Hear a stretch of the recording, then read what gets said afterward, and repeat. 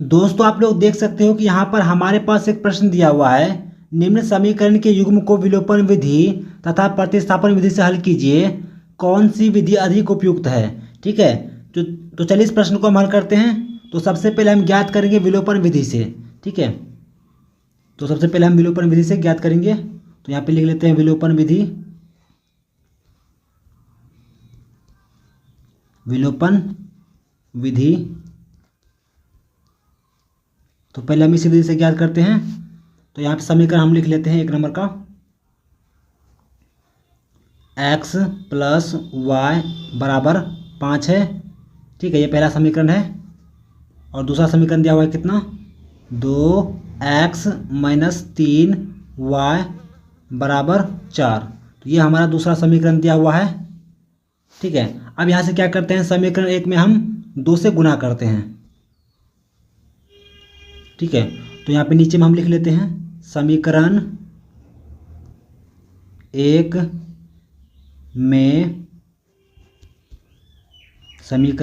में 2 से गुणा करने पर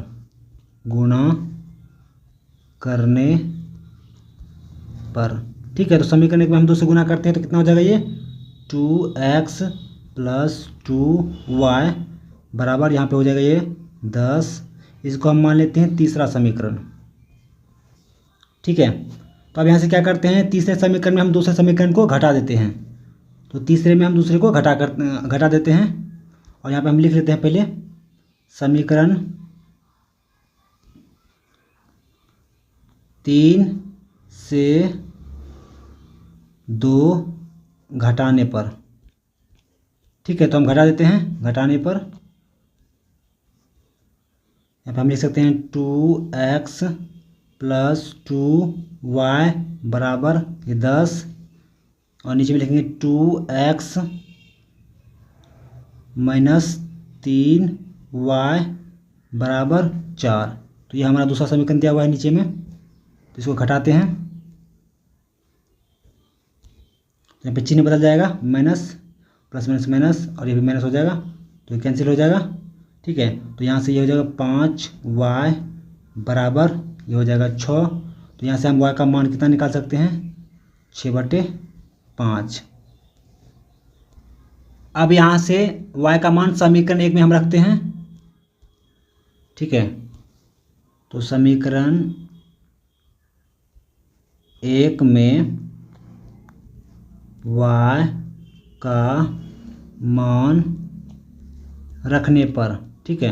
तो हम रख देते हैं रखने पर। तो ये कितना हो जाएगा? x प्लस 6/5 बराबर 5 हो जाएगा। तो यहाँ से हम कर सकते हैं कि x बराबर ये इधर आ जाएगा तो कितना हो जाएगा ये 5 माइनस 6/5। ठीक है। ये माइनस में हो जाएगा इधर आएगा तो यहाँ से हम करते हैं बराबर लघुत्तम लेते हैं, ये 5 हो जाएगा। ये 25 माइनस 6 बराबर कितना हो जाएगा 19/5। तो हमारा x का मान कितना आ गया 19/5। अब हम प्रतिस्थापन विधि से हल करते हैं। ठीक है। प्रतिस्थापन विधि से प्रतिस्थापन विधि। ठीक है। हम लिख लेते हैं प्रतिस्थापन विधि। तो समीकरण लिख लेते हैं x प्लस वाई बराबर ये 5। और यहाँ से अगर हम x का मान निकालते तो कितना हो जाएगा? तो 5 माइनस वाई, इसको हम मान लेते हैं समीकरण 1। ठीक है। अब हम दूसरा समीकरण लिखते हैं 2x माइनस 3y बराबर 4। ठीक है। अब x का मान इसमें हम रखते हैं। यहाँ पे इसको दूसरा समीकरण मान लेते हैं। ये दूसरा समीकरण हो गया। अब यहाँ पे हम लिख लेते हैं एक बार समीकरण 2 में x का मान रखने पर। ठीक है। तो कितना हो जाएगा ये 2 5 माइनस वाई, ठीक है, तो बाहर हो जाएगा ब्रैकेट में, माइनस ये 3 बराबर 4,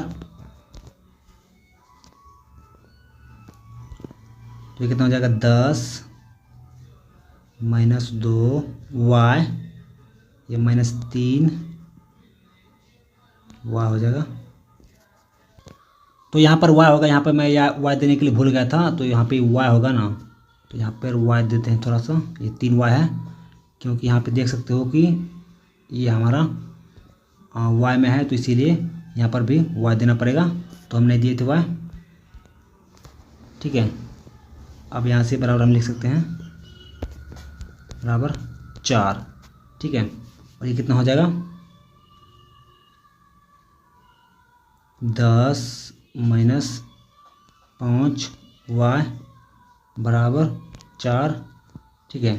अब यहाँ पे हम कर सकते हैं क्या, यहाँ से हम बदल सकते हैं, इसको इस तरफ कर देते हैं और इस 4 को हम इस साइड कर देते हैं, ठीक है। तो बदल देते हैं 10 माइनस 4 बराबर 5 वाई, तो दोनों को हम बदल दिए, यहाँ से हो जाएगा कितना 6 बराबर 5 वाई, तो यहाँ से अगर वाई का मान निकालें तो कितना हो जाएगा 6/5, ठीक है। अब यहाँ से हम एक्स का मान निकालते हैं, तो समीकरण 1 में y का मान रखने पर, ठीक है, तो रखते हैं हम मान रखने पर,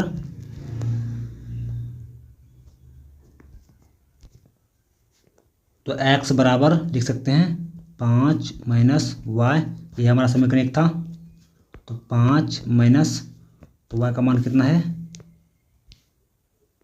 6/5 है, ठीक है, तो 6/5, तो यहाँ से हम करते हैं लघुत्तम लेते हैं, ये 5 यहाँ पे हो जाएगा 25 माइनस 6 बराबर 19/5, ठीक है। तो आगे हम दोनों विधि से सॉल्व कर दिए, दोनों विधि से हम x का भी मान और y का भी मान निकाल दिए।